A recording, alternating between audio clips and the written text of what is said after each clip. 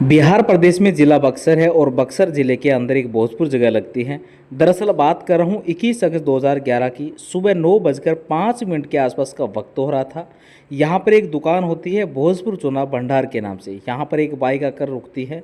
Bike पर 3 लोग सवार थे, उसमें से एक व्यक्ति जो बाइक पर बैठा हुआ है, साथ ही 2 व्यक्ति ऐसे होते हैं जो उतर कर उस दुकान के पास जाते हैं। उस दुकान के पास जाते हैं, एक व्यक्ति ऐसा है जो दुकान की तरफ पीठ करके खड़ा हो जाता है ताकि यह देख सके कि कौन आ रहा है, कौन जा रहा है, कोई हमें देख तो नहीं रहा है। इस तरह की बातें उसकी जो निगाहें थी एकदम एक सुरक्षाकर्मी की तरफ बिल्कुल चारों तरफ लगी हुई थी। एक तीसरे नंबर का जो व्यक्ति था उसके हाथ में एक पिस्तौल होती है और पिस्तौल के बाद वो सीधा दुकान के अंदर जाता है और जैसे ही अंदर पहुंचता है तो वहाँ पर दुकानदार से पूछता है, और लाला काम ठीक ठाक चल रहा है कि नहीं चल रहा?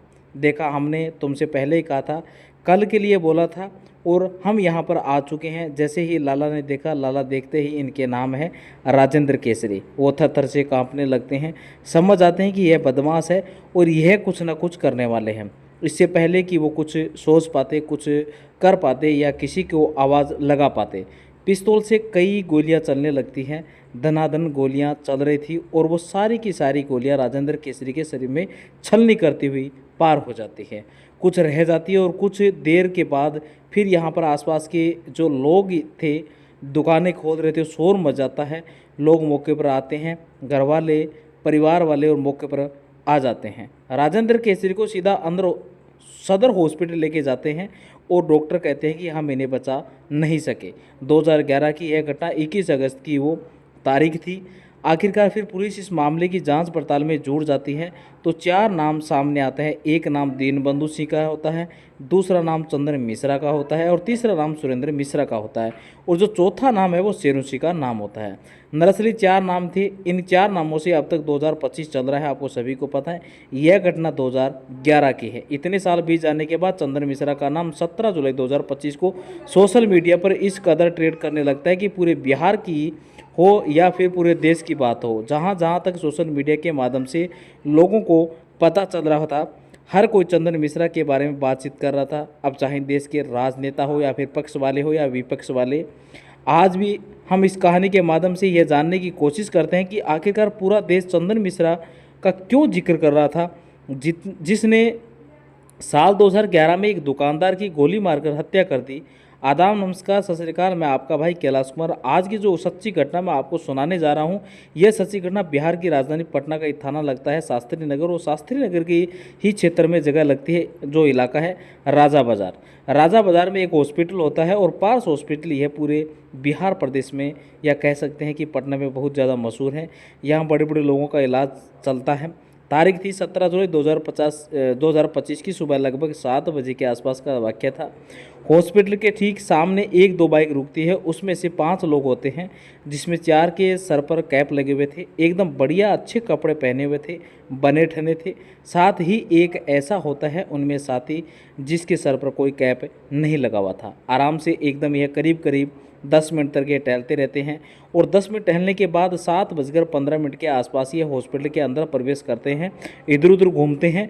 7:18 के आसपास यह सेकंड फ्लोर पर पहुंच जाते हैं। सेकंड फ्लोर पर चल रहे थे, जिसके सर पर कैप नहीं लगा हुआ था, दरअसल वो ऐसा लग रहा था उनके हाव भाव से जैसे कि इनको लीड कर रहा हो।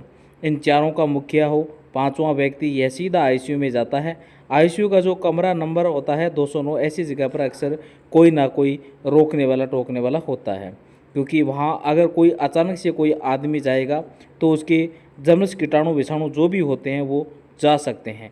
इसलिए उन्हें रोक लेते हैं कि आईसीयू में हर किसी जो व्यक्ति का एंट्री नहीं होती है। डॉक्टर जाते हैं तो एक पहनावे के साथ जाते हैं, या कोई बाहर का व्यक्ति अगर आईसीयू में जाता है तो वह भी एक पहनावे के साथ जाता है। लेकिन यहाँ कोई रोकने वाला नहीं था, कोई टोकने वाला नहीं था। पूरी की पूरी जो गली थी उस हॉस्पिटल से सेकंड फ्लोर की तो बिल्कुल एकदम सुनसान थी, खाली थी। दरवाज़ा खुलता है, वहीं जिसने कैप नहीं लगाया हुआ था अंदर जाता है और अंदर जाने के बाद ये 30 सेकंड तक वहाँ रुकते हैं। 30 सेकंड यानी कि 1 मिनट का आधा हिस्सा 30 सेकंड तक रुकते हैं और एक के बाद एक लगभग 12 या 13 गोलियां चलाई जाती है। धुआंधार गोलियां चल रही थी और इस गोली की आवाज़ इस हॉस्पिटल की चीरती हुई पार करती हुई बाहर तक निकल जाती है। 30 सेकंड तक रुकते हैं और सब के सब निकल जाते हैं। तो जिसने भी कैप लगाई हुई थी वो बहुत हड़बड़ी में थे, घबराए हुए थे, परेशान थे, भाग रहे थे, क्योंकि यह सारा दृश्य सीसीटीवी कैमरे में कैद हो जाता है। और जिसने कैप नहीं लगाई हुई थी वो आराम से आया था और आराम से जा रहा था, जैसे उसे किसी ना कानून का खौफ था और ना किसी का डर था, ना उसे लग रहा था कि कुछ भविष्य में कुछ होगा। उसे किसी बात का कोई फिक्र नहीं था। बस पटना के पास हॉस्पिटल में 17 जुलाई की सुबह सुबह जो ये घटना होती है, सोशल मीडिया पर इतनी तेज़ी के साथ तैरने लगती है कि हर कोई इस घटना के बारे में बातचीत करना शुरू कर देता है। खासकर बिहार के लोग बातचीत करना शुरू कर देते हैं, क्योंकि आने वाले कुछ ही समय में वहाँ पर चुनाव है, विधानसभा चुनाव है, जिसके ज़्यादा विधायक होंगे, मुख्यमंत्री बन जाएगा, उसकी सरकार बन जाएगी, वो पूरे प्रदेश पर राज करेगा। अब ऐसी स्थिति में लगातार गोलियां चल रही थी, लगातार लोग मारे जा रहे हैं, इसकी चर्चा क्यों ना हो। सोशल मीडिया पर जैसे ही बात आती है, उसके बाद फिर फेसबुक हो, न्यूज़ चैनल हो या फिर वेब पोर्टल, जो अलग अलग वेबसाइट बनी होती है, न्यूज़ चैनल वालों को, अखबार वालों की यूट्यूब पर वीडियो बन के आने लगती है। लोग बयानबाजी करना शुरू कर देते हैं, यानी कि नेता बयानबाजी करना शुरू कर देते हैं। कुछ कह रहे हैं कि जंगल राज है, कुछ यह कह रहे हैं कि जंगल राज तो अब बिल्कुल नहीं है, पहले जंगल राज था, पहले यहाँ पर बहुत हालात ख़राब, अब सब कुछ ठीक ठाक चल रहा है। और ये सब होता है पार्स हॉस्पिटल में, जो पार्स हॉस्पिटल से 1.8 किलोमीटर 1800 यानी कि लगभग 1500 किलोमीटर, थोड़ा सा एक ज़्यादा डूमरा चौक है, वहाँ पर पुलिस रहती है। साथ ही हॉस्पिटल से 2 किलोमीटर दूर पर पुलिस मुख्यालय है, यानी कि पूरे प्रदेश की पुलिस को कंट्रोल करने वाला जो ऑफिस है वो यहाँ से महज 2 किलोमीटर है। और इस थाना क्षेत्र के जिसके अंडर में ये आता है, पार्स हॉस्पिटल शास्त्री नगर थाना, जो यहाँ से 2 किलोमीटर है, यानी कि लगभग 2200 मीटर के आसपास मान के चलिए, बहुत ज़्यादा नहीं है। आखिरकार इस हत्याकांड का अंजाम दिया जाता है, बहुत आराम से वहाँ आए हैं, बहुत आराम से वहाँ बाइक उठाते हैं, चले जाते हैं, लेकिन वह पकड़े नहीं जाते हैं। उसके बाद क्या था कि हर कोई यह जानने में जुट जाता है कि गोली किसको मारी, क्या हुआ क्या नहीं हुआ। तो गोली मारी गई थी चंदन मिश्रा को। चंदन मिश्रा जो कि बिहार जिला बक्सर का थाना औद्योगिक क्षेत्र लगता है, उसी का एक गांव लगता है नाम सोनवर्षा। सोनवर्षा का वो रहने वाला होता है और पिछले 12 साल से सलाखों के पीछे था, जेल में था। पहले वो बक्सर की जेल में बंद था, उसके बाद किन्हीं कारणों से उनको भागलपुर की जेल में भेज दिया जाता है। भागलपुर की जेल से उसका ट्रांसफ़र करके बहरोई जेल लगती है, बहर जेल। उसको 2 जुलाई 2025 को पैरोल मिली थी और उसको रुकना था, मतलब बाहर रहना था जेल से बाहर। 18 जुलाई 2025 तक लगभग 15 दिन के आसपास की पैरोल थी उसकी, और उसने अपनी बीमारी का हवाला दिया, ऐसा मीडिया रिपोर्ट बताती है। उसको बवासीर थी, बवासीर का इलाज कराने के लिए वो आया था, हॉस्पिटल में टाइम वगैरह ले रखा था। लेकिन जब वो हॉस्पिटल जाने से पहले वो अपने कुछ साथियों के साथ बहुत अच्छे से बूट खरीदता है, जूते खरीदता है, बहुत अच्छे बढ़िया नए कपड़े खरीदता है। नई टी शर्ट, नए कपड़े खरीदने के बाद अपने साथ 4 कपड़े अच्छे हंसपुर लड़के रहता है और उन लड़कों को लेके जा रहा था। अपने साथियों से कहता है कि बढ़िया सी वीडियो बनाना। वो बढ़िया सी वीडियो बनाते हैं, बताया जाता है, क्योंकि वो 12 साल तक लगातार जेल के अंदर था और 12 साल में दुनिया कहाँ से कहाँ पहुंच गई, बहुत सारी चीज़ें बदल दी। सोशल मीडिया का दौर आ चुका था, हर कोई अपने को चमकाने की कोशिश कर रहा है। उसने सोचा कि 15 दिन के लिए भले ही आया है, लेकिन वो भी चाहता है कि हाँ, सोशल मीडिया पर उसका भी एक रोब हो, दबदबा हो, उसका भी अपना अकाउंट बनता है, वीडियो डलती है, फ़ोटो डलते हैं, ये चलते फिरते म्यूजिक के साथ। उसके बाद उसके भी फॉलोअर बढ़ना शुरू हो जाते हैं। शायद उसको याद आ रहा होगा कि कुछ साल पहले इनके साल 2011 के आसपास जो हत्या की गई थी, दरअसल वो नहीं करनी चाहिए थी। दरअसल हत्या वाली बात जो भी कुछ चर्चाओं का विषय इसलिए भी रही क्योंकि बक्सर ज़िले में एक अमाला टोली गांव लगता है, वहां के रहने वाले होते हैं राजेंद्र केसरी। राजेंद्र केसरी भोजपुरी में एक भोजपुर चूना भंडार के नाम से एक दुकान चलाते थे। पेंट वगैरह जो होता है, घरों में पुताई रंगाई का काम जो होता है, उसका काम करते थे। उनके पास एक सुरेंद्र मिश्रा नाम का आदमी आ जाता है और आकर कहता है कि सरकार मैं अपना घर की रंगाई पुताई कराना चाहता हूँ, आप मुझे अपना नंबर दे दो, कभी भी कुछ भी सामान मंगाने की ज़रूरत पड़ेगी तुरंत फ़ोन कर दूंगा, तुरंत फ़ोन आप भिजवा देना। सुरेंद्र मिश्रा ने इस तरह की बात कही। राजेंद्र केसरी ने कहा कि ठीक है, यह नंबर ले जाओ, लेकिन वो नंबर खुद का नहीं था, दुकानदार का, अपने भतीजे का नंबर था। हर किसी के पास उस वक्त मोबाइल नहीं होते थे, शायद राजेंद्र केसरी ने ज़रूरत महसूस की ना हो।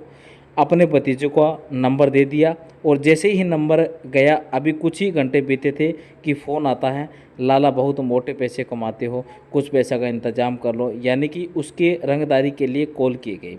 अब जिसको रंगदारी के लिए कॉल की गई थी वो भतीजा था। उसने कहा कि चाचा आपके नाम से एक फ़ोन आया था, वो पैसे मांग रहा है। अब ये पैसे देने में आनाकानी करते रहते हैं। एक बदमाश आता है और आकर कहता है कि देख लेना, कल का सूरज नहीं देख पाओगे। यानी कि कल का जो दिन निकलेगा वो तुम्हारी ज़िंदगी का आखिरी दिन होगा। इस तरह की धमकी दी जाती है। उन्हें लग रहा था कि कोई मस्करी कर रहा है, लेकिन वो तारीख 21 अगस्त 2011 सुबह को जैसे दुकान खोल रहे थे, 9:05 के आसपास का वाक़या था। बाइक पर 3 जने आते हैं। एक बाइक पर बैठा था, 2 दुकान तक जाते हैं, एक दुकान के बाहर खड़ा होकर देख रहा था। तीसरा जो बदमाश था उसके हाथ में पिस्तौल होती है और एक के बाद एक जिस प्रकार से जो गोलियों की धुनाई की जाती है, आपको सभी को इसमें मैंने पूरा जो रिसर्च किया उसमें आपको बताया। और राजेंद्र केसरिया उसके सीने में गोली उतार दी जाती है। पुलिस आती है, अब ये पोस्टमास्टर होता है, जांच पड़ताल की जाती है। बदमाशों के नाम सामने आते हैं, दीनबंधु सिंह, चंदन मिश्रा, सुरेंद्र मिश्रा, शेरू सिंह। अभी यह मामला फिर अदालत में पहुंचा है और अदालत की तरफ से एक जो व्यक्ति होता है शेरू सिंह, उसको तो सजाए मौत का हुक्म सुनाया जाता है और चंदन मिश्रा को आजीवन कारावास सुनाया जाता है। मामला फिर हाई कोर्ट में पहुँच जाता है। पटना की अदालत में जब इसकी सुनवाई चल रही थी तब इसमें इक्वलिटी कर दी जाती, यानी कि सजाए मौत को जो थी शेरू सिंह को, उसको फिर से आजीवन कारावास में बदला जाता है। और आजीवन कारावास की यह सज़ा काट रहा था उसके अंदर चंदन मिश्रा और शेरू सिंह। अब पुलिस प्रशासन ने जब इसमें पड़ताल करना शुरू किया, मीडिया ने जब पड़ताल करना शुरू किया, तो पता चलता है कि शेरू सिंह और चंदन मिश्रा ये बहुत अच्छे दोस्त हुआ करते थे। एक दौर में 2009 से 2012 तक इन्हें लूट हो, हत्या हो या फिर अपहरण हो करना हो, फिरौती के लिए या फिर रंगदारी मांगना हो, इस तरह के ये इनके काम धंधे शुरू हो जाते हैं। लगभग 25 के आसपास मुकदमे इन लोगों पर दर्ज हो जाते हैं। आपको सभी को मैंने पहले भी बताई ये चीज़ें। यदि चंदन और शेरू के गैंग पर बात करें तो 10 से ज़्यादा हत्याओं के केस दर्ज थे। 6 सितंबर 2009 को सिमरी ने अनिल सिंह की हत्या हुई थी। 10 सितंबर 2010, मार्च 2011 और बक्सर औद्योगिक थाना क्षेत्र में पूर्व मुखिया मोहम्मद नौशाद की हत्या की थी। 20 अप्रैल 2011 की बात है, बक्सर औद्योगिक थाना क्षेत्र में भरत राय की हत्या हुई थी। 26 जुलाई 2011 को बक्सर औद्योगिक थाना क्षेत्र में शिवजी खरवार की हत्या हुई थी। 31 जुलाई 2011 की यह बात है, बक्सर टाउन थाना इलाके में मोहम्मद निजामुद्दीन की हत्या हुई थी। और 4 मई 2011 को शेरू सिंह गैंग ने बक्सर टाउन थाना क्षेत्र जेल में एक क्लर्क जिनका नाम हैदर अली, उनकी हत्या में इनका नाम शामिल था। 21 अगस्त 2011 को भोजपुर के चुनाव व्यवसायी राजेंद्र केसरी को बक्सर टाउन थाना क्षेत्र के इलाके में गोलियों से भून दिया, जिसके बारे में मैंने तफसील से बातचीत भी की थी।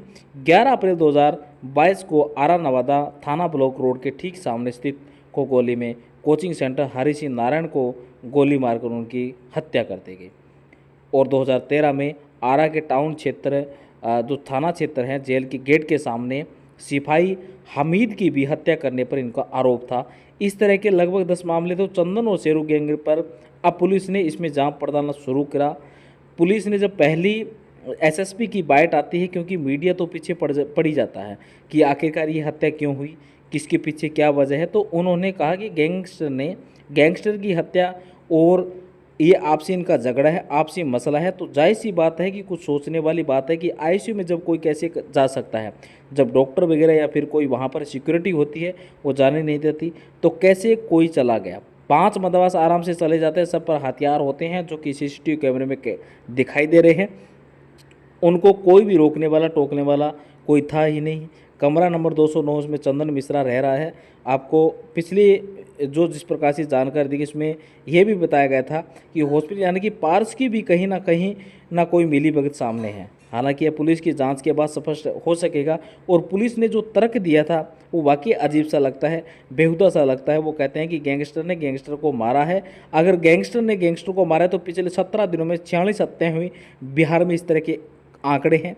अगर यह काम जब बदमाश आपस में एक दूसरे को मार रहे हैं तो बंद कर दीजिए, पुलिस थाने और बंद कर दीजिए, यह कानून के दरवाजे हैं। क्योंकि जब सब बाहर के लोग ही आपस में इंसाफ कर रहे हैं और विपक्ष के लोग कह रहे हैं कि जंगल राज है, तो शायद कहीं ना कहीं वह सही कह रहे हैं। पुलिस को अपना काम पूरी ईमानदारी पर शिद्दत से करना चाहिए, जिससे लोग शांति से रह सके और बिहार की तारीफ कर सके। लोग उसे यह ना कहे कि वहाँ पर जंगल राज है। दोस्तों, इस पूरे घटनाक्रम को सुनने का उद्देश्य किसी को परेशान करना नहीं है, किसी को दिल दुखाना नहीं है, बल्कि आपको जागरूक करना है, आपको सचेत करना है। और जाते जाते आपको आपका भाई कैलाश कुमार ये जो सच्ची घटना आपको बता रहा है, बिल्कुल एकदम जायज़ है और होना मेरे हिसाब से जिस प्रकार से जो लग रहा है, ऐसी घटना देश के अंदर नहीं होना चाहिए। जय हिंद, जय भारत।